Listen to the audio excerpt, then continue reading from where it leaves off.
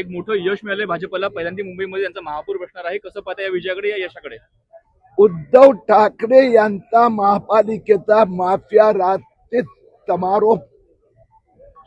आता मुंबई, विकसित मुंबई, जे उद्धव ठाकरेंनी जे षडयंत्र आपला स्वतःचा पक्षाची, बाळासाहेब ठाकरे, आदरणीय बाळासाहेब ठाकरेंच्या स्वप्नांची त्यांनी समझोता केला आणि मुस्लिम मुंबई करायला उद्धव ठाकरे निघाले की आम्ही जिंकलो तर आम्ही परत मस्जिदीवर ते भोंगे चालू करू आणि या मुंबईला, मराठी मुंबईच्या नावाने मुस्लिम मुंबई बनवण्याचा उद्धव ठाकरेंचा कारस्थान मुंबई पराकरांनी त्यांना धडा शिकवला.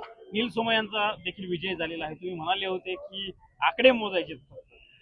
आता मी कशाला हो, माझा पोरगा नील सोमय्यानी पण उद्धव ठाकरेची इज्जत काढून त्याच्या हातात दिली.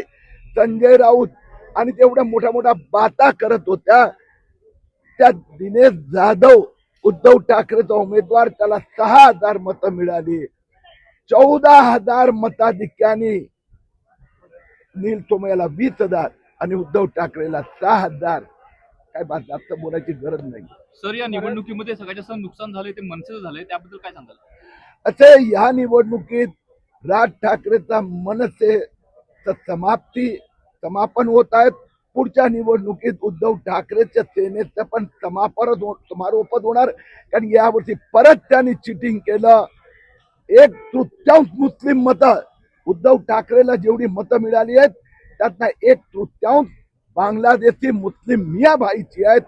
ते आता ज्यावेळी लोकांना कळेल ना त्यावेळी माझा मराठी हिंदू पण जागा होणार. तुम्ही म्हणा, तुमच्या पक्षाचा दावा होता की याच निवडणुकीमध्ये ठाकरेंचा पक्ष संपून जाईल, त्यांना आकडे मिळायचे नाही, पण आता त्यांचे आकडे त्या मानाने बरे दिसतात, म्हणजे कमी जरी असतील. आम्हाला जे सिद्ध करायचं होतं ते झालं ना. मी तर निवडणुकीचा आधीच म्हणालो होतो त्यावेळी अल्लाह के हवाले खुदा बचाए, ते उद्धव ठाकरेला ते मुस्लिम मिया भाईचा खुदानी वाचवलं.